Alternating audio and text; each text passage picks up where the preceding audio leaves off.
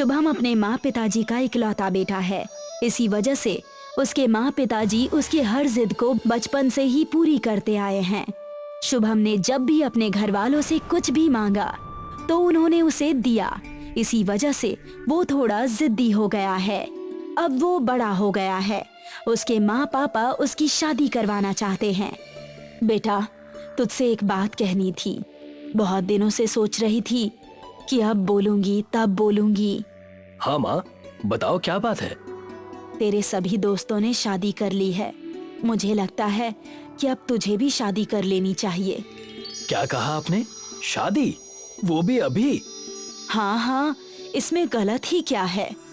माँ, आपको तो पता है ना, मुझे अपनी आगे की पढ़ाई के लिए बाहर जाना है। तो किसने मना किया है तुझे? मैं पहले अपनी पढ़ाई पूरी करूंगा, फिर शादी करूंगा। ठीक है, जैसी तेरी मर्जी। शुभम अपनी आगे की पढ़ाई के लिए दूसरे शहर जाता है, जहां वो एक बड़ी यूनिवर्सिटी में एडमिशन लेता है और आगे की पढ़ाई करता है।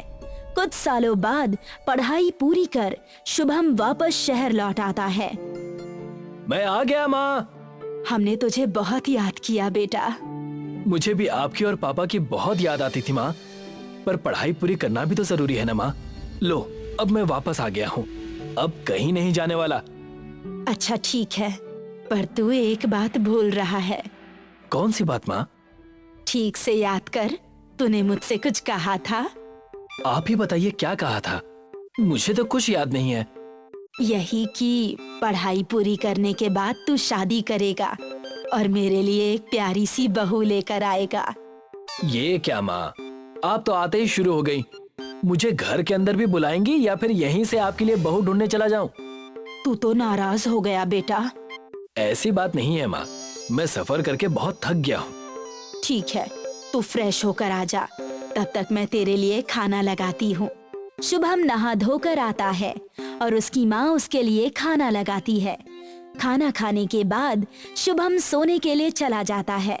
अगले दिन सुबह उठकर शुभम घूमने के लिए निकल पड़ता है। वो दिन भर घूमता है और शाम को वापस लौटता है। अपने शहर में घूमने से शुभम की पुरानी यादें ताजा हो जाती है, जिस वजह से वो बहुत खुश नजर आ रहा है। उसे खुश देखकर उसकी माँ उससे पूछती है, मन ही मन खुश हो रहे हो? मुझे भी तो बताओ, आखिर बात क्या है? कुछ नहीं माँ, बहुत दिनों से शहर से दूर था ना, आज जब सभी जगह घूमा तो अच्छा लग रहा है। अच्छा, तो ये बात है। मुझे तो कुछ और ही लगा था। क्या लगा आपको? मुझे तो लगा तुझे कोई लड़की पसंद आ गई है और तू उसे हमसे मिलवाना चाहता है। देखो माँ, मैं साफ साफ कह देता हूँ आपसे, मुझे अभी शादी नहीं करनी है, बिल्कुल भी नहीं। क्यों? अब क्या हुआ? तू तो कह रहा था पढ़ाई पूरी करने के बाद शादी करेगा। माँ, मेरी अभी उम्र ही क्या हुई है? कौन सा बूढ़ा हो गया हूँ मैं जो बाद में शादी नहीं हो पाएगी? तेरी उम्र के लड़कों के तो बच्चे हो गए हैं और एक तू है जो अभी भी खुद को बच्चा कह रहा है। माँ, मेरे पास कोई नौकरी नहीं है, तो बिना नौकरी के अपनी बीवी को क्या खिलाऊंगा? अच्छा, तो क्या हम लोग यहाँ भूखे मर रहे हैं? ऐसी बात नहीं है माँ, मेरा मतलब है कि मैं पहले अपने पैरों पर खड़ा होना चाहता हूँ, कुछ काम करना चाहता हूँ, उसके बाद शादी के बारे में सोचूंगा। ठीक है बेटा, जैसी तेरी मर्जी, तुझे जो ठीक लगे वैसा ही कर। अब शुभम अपने लिए नौकरी की तलाश में जुट गया। वो बड़ी बड़ी कंपनियों में इंटरव्यू देने के लिए जाता है, पर उसे आसानी से कहीं भी नौकरी नहीं मिल रही थी। वो बहुत परेशान हो गया था, क्योंकि उसने एक बड़ी यूनिवर्सिटी से पढ़ाई की थी, फिर भी उसे नौकरी मिलने में बहुत सारी दिक्कतें आ रही थी। आखिरकार थक हार कर उसको एक अच्छी सी कंपनी में नौकरी मिल जाती है और वो ये खुशखबरी सबसे पहले आकर अपनी माँ को देता है।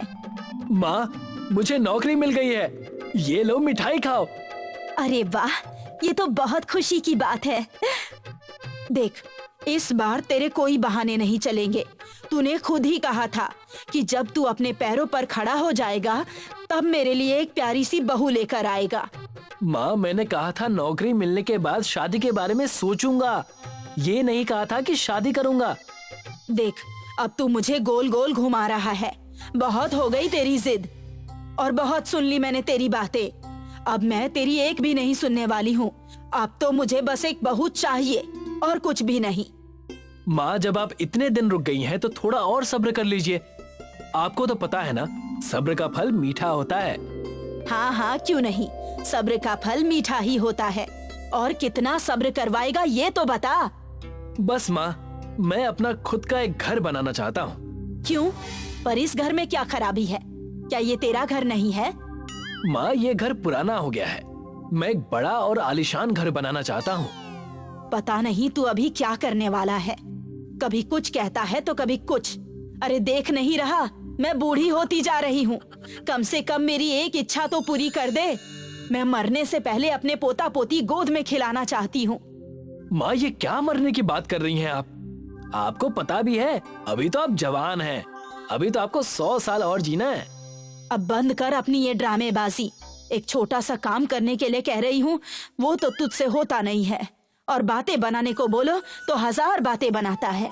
अब आप देखते जाइए माँ, मैं कितना आलीशान घर बनाता हूँ। शुभम धीरे धीरे नौकरी से पैसे इकट्ठा करता है और अपने इसी शहर में एक जमीन खरीदता है। जमीन खरीदने के बाद शुभम घर बनवाने का काम शुरू कर देता है। वो एक ऐसा घर बनवाना चाहता है जिसमें सभी तरह की सुख सुविधाएं हो, और ऐसा घर बनाने के लिए उसे बहुत सारे पैसों की जरूरत है। पर इतने पैसे शुभम के पास नहीं है। लेकिन शुभम को किसी भी कीमत पर अपना ये सपना पूरा करना है। इसलिए वो इस घर को बनाने के लिए बैंक से लोन लेता है। बैंक से लोन लिए पैसों से वो घर बना देता है। चलो माँ, नया घर बनकर तैयार हो गया है। आज गृह प्रवेश है, इसलिए मैं चाहता हूँ कि उस घर में सबसे पहले आप अपने कदम रखें। हाँ हाँ, क्यों नहीं, मुझे ही गृह प्रवेश करना पड़ेगा। कोई दुल्हन तो आने से रही, अब इस बूढ़ी माँ से ही गृह प्रवेश करवाना पड़ेगा। आप ऐसा क्यों कह रही है माँ? और नहीं तो क्या कहूँ, जो सच है वही बोल रही हूँ। 45 साल का हो गया है, कब करेगा शादी? मेरे मरने के बाद। माँ, आपको तो पता ही है, मैंने इस घर को बनाने के लिए बैंक से लोन लिया है, और जब तक लोन ना चुका दूं तब तक मैं शादी कैसे कर सकता हूँ? आप थोड़ा सा सब्र रखिए। अरे और कितना सब्र रखूं? कहीं ऐसा ना हो जाए सब्र का फल मीठे के बजाय खट्टा हो जाए। ऐसा नहीं होगा माँ, और अपना खुद का बिजनेस शुरू कर रहा हूँ, जिससे मैं कम समय में ही बैंक का सारा लोन चुका दूंगा। ठीक है बेटा, जैसा तुझे ठीक लगे वैसा कर। वैसे भी कौन सा तूने आज तक मेरी कोई बात मानी है जो अब मानेगा? शुभम अब नौकरी छोड़ देता है और अपना खुद का एक बिजनेस शुरू करता है। पर उसे बिजनेस के बारे में कोई भी जानकारी नहीं है, इसलिए सालों तक मेहनत करने के बाद भी उसे बिजनेस में सफलता नहीं मिलती। अब उसकी उम्र 55 साल हो चुकी है और वो खुद भी बूढ़ा हो चुका है। उसकी माँ जब उसके लिए कोई लड़की ढूंढने के लिए जाती है तो हर लड़की शुभम से शादी करने के लिए मना कर देती है। उनका कहना होता है उन्हें किसी लड़के से शादी करनी है, किसी बुढ़े से नहीं। और इस तरह अब शुभम की शादी हो ही नहीं पाती और वो बिना शादी के ही बूढ़ा हो जाता है। वैसे तो सब्र का फल हमेशा मीठा ही होता है, पर जिस तरह हर चीज की एक सीमा होती है, वैसे ही सब्र की भी एक सीमा होती है। हमें उसी सीमा तक सब्र करना चाहिए, नहीं तो सब्र का फल खट्टा हो जाता है।